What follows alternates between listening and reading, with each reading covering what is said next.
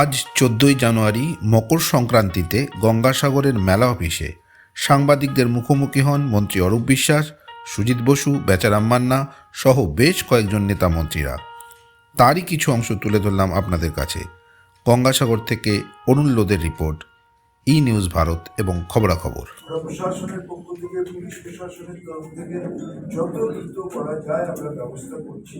তাও আমরা সবার কাছে অনুরোধ করছি যে একটু আমাদের সাহায্য করুন। এত মানুষ, এত জনজুয়ার, এটা আমাদের একটু অসুবিধা হচ্ছে। আমরা সর্বতভাবে সবাইকে সাহায্য করছি। আমাদের মন্ত্রীরা রাস্তায় রয়েছে, আধিকারিকরা, আইএস অফিসাররা সবাই রাস্তায় নেমে আমরা কাজ করছি। পুলিশ প্রশাসন, এত মানুষ, আমরা সবাইকে বলছি একটু শৃঙ্খলাবদ্ধভাবে যেভাবে প্রশাসন বলছে সেভাবে করুন। আর একটা স্নানের সময় আমরা একটা জায়গা করে দিয়েছি, এর বাইরে কেউ যাবে না। কিন্তু আমরা দেখছি অনেক পুণ্যার্থী এগিয়ে যাচ্ছে। আমাদের তাদের কাছে কমিটি তৈরি করে আমরা কাজ করার চেষ্টা করছি। ফলে আমরা চেষ্টা করছি, আমাদের মুখ্যমন্ত্রী সবসময় চান যাতে সবার, সমস্ত মানুষের কোথাও কোনো অভাব অভিযোগ না থাকে। সেই প্রচেষ্টাই তো আমরা কাজ করছি। কিন্তু প্রকৃতির সঙ্গে লড়াই করা মানুষের পক্ষে সম্ভব না। তা সত্ত্বেও সমস্ত এক্সপার্টদের নিয়ে, তাদের মতামত নিয়ে আমরা কাজ করার চেষ্টা করছি। এটা মাননীয় শুদ্ধ মন, পবিত্র মন নিয়ে তারা এসছেন গঙ্গা স্নান করতে, পুরো স্নান করতে। তো এখানে রাজনীতির কোনো জায়গা নেই, সব জায়গাটা রাজনীতির জায়গা না। রাজনীতির ময়দানে রাজনীতি করে লড়ে নেওয়ার ক্ষমতা আমাদের আছে, সেটা আমরা করি। কিন্তু এখানে আমরা দল মত নির্বিশেষে সমস্ত পুণ্যার্থীদের সেবায় আমরা নিয়োজিত হয়েছি। যে অভিযোগ শুধু একটি মাত্র সংবাদ মাধ্যম করছেন, আমার মনে হয় সেটা সঠিক নয়। পর্যাপ্ত পরিমাণ জল, পর্যাপ্ত পরিমাণ ওয়াটার কাউন্টার থেকে দেওয়া হচ্ছে। আমরা প্রতি মুহূর্তে চেক করছি। পিএইচই মিনিস্টার সকাল থেকে রাত পর্যন্ত ঘুরে বেড়াচ্ছেন। কোনো জায়গায় কোনো পুণ্যার্থী বলতে পারবেন না, বা আপনারা অন্যান্য প্রেসও আছেন, যে এই একটা কাউন্টারে জল নেই।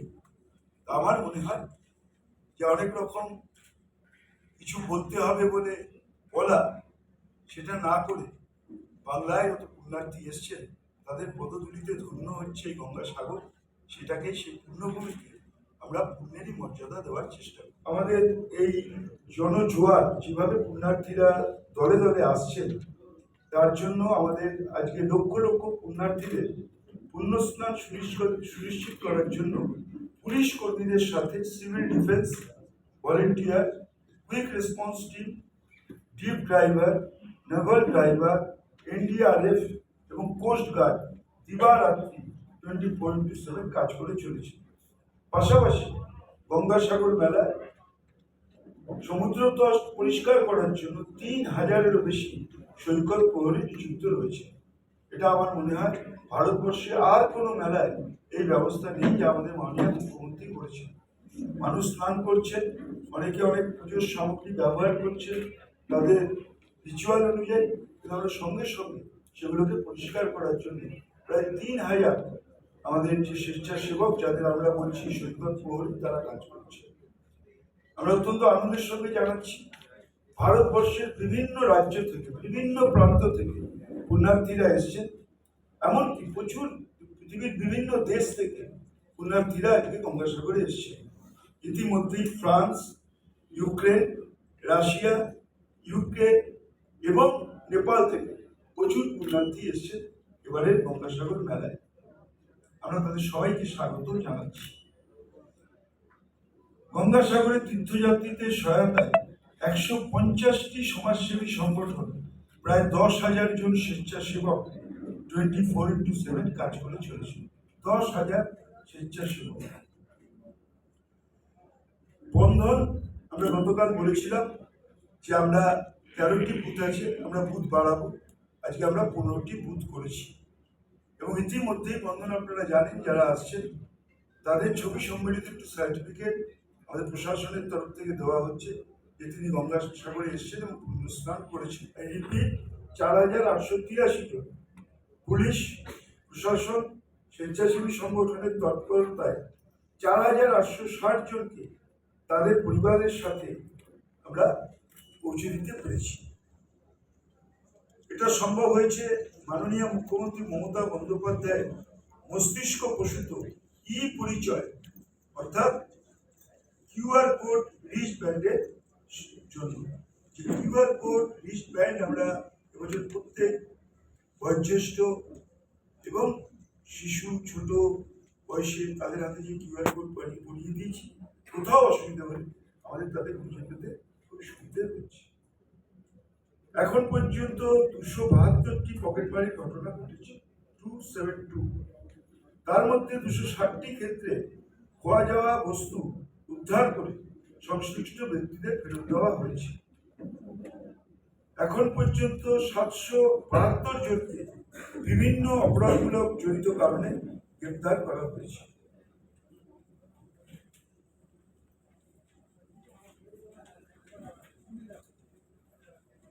গঙ্গাসাগর মেলায় এখন পর্যন্ত একজনের মৃত্যু হয়েছে। তার নাম মিঠু মণ্ডল, বয়স 51 বছর। তিনি আসাম থেকে এসেছিলেন, হৃদরোগে আক্রান্ত হয়ে তিনি মারা গেছেন। আমরা এর আগেও গতকাল পর্যন্ত জানিয়েছিলাম 3 জন অসুস্থ রোগীকে এয়ারলিফট করা হয়েছে কলকাতার জন্য। আজ পর্যন্ত 5 জন হয়েছে। গতকাল ছিলেন 3 জন, আর নতুন যে 2 জন হয়েছেন তার মধ্যে একজন হচ্ছেন আশা দেবী, তার বয়স 50 বছর, তিনি বিহার থেকে এসেছিলেন। আরেকজন হচ্ছে প্রেমকান্তি দেবী, তার বয়স 72 বছর, তিনিও বিহার থেকে এসেছিলেন। যে পরিমাণ মানুষ এখনো স্নান করছেন এবং যা অবস্থা, মানে মানুষ হাঁটতে পারছেন, সেই কারণে আমরা বারবার সবার কাছে, আমি সমস্ত মন্ত্রীরা আমরা রাস্তায় আছি, আইএস অফিসার, পুলিশ অফিসার থেকে শুরু করে সমস্ত স্বেচ্ছাসেবী সংগঠন, আমরা সারা রাত আজকে থাকছি এই জনজোয়ার, যাতে মানুষ শান্তিতে আসতে পারেন, স্নান করতে পারেন এবং ফিরে যেতে পারেন। তার সমস্ত ব্যবস্থা আমরা সরকারের পক্ষ থেকে, প্রশাসনের পক্ষ থেকে, পুলিশ প্রশাসনের পক্ষ থেকে আমরা করছি। এখন পর্যন্ত এই মেলায় আজ 3টে পর্যন্ত প্রায় 85 লক্ষ মানুষ আমাদের গঙ্গাসাগরে এসেছেন এবং তারা পুণ্য স্নান করছে। আমি শুধু এইটুকু বলবো যে আপনারা অনেকভাবেই সহযোগিতা করছেন।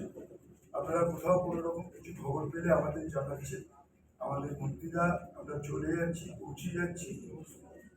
এটা আমাদের বাংলার সব থেকে বড় মেলা। আমরা বারবার বলেছি যে মেলাকে জাতীয় মেলা ঘোষণা করা হোক। মাননীয় মুখ্যমন্ত্রী অনেকবার মাননীয় প্রধানমন্ত্রীকে লিখেছেন, আজ পর্যন্ত গঙ্গাসাগর মেলাকে জাতীয় মেলা ঘোষণা করা হলো না। শুধুমাত্র এই মেলাটা বাংলায় হয়। চিরকাল এরা বাংলার প্রতি যে বঞ্চনা, বাংলাকে পিছিয়ে দেওয়ার চেষ্টা, বাংলাকে ভাতে মারা, তার একটা প্রয়াস তারা করছে। আপনারা যারা সাংবাদিকরা ফিল্ডে কাজ করছেন, নিজেরা দেখছেন, যদি গঙ্গাসাগর মেলা জাতীয় মেলা না হয়, আর কোন মেলাকে জাতীয় মেলা ঘোষণা করে? আমার এইটুকুই বলার ছিল। আমি বলবো, যদি আপনাদের কোনো কিছু জিজ্ঞাসা থাকে আপনারা জিজ্ঞাসা করতে পারেন।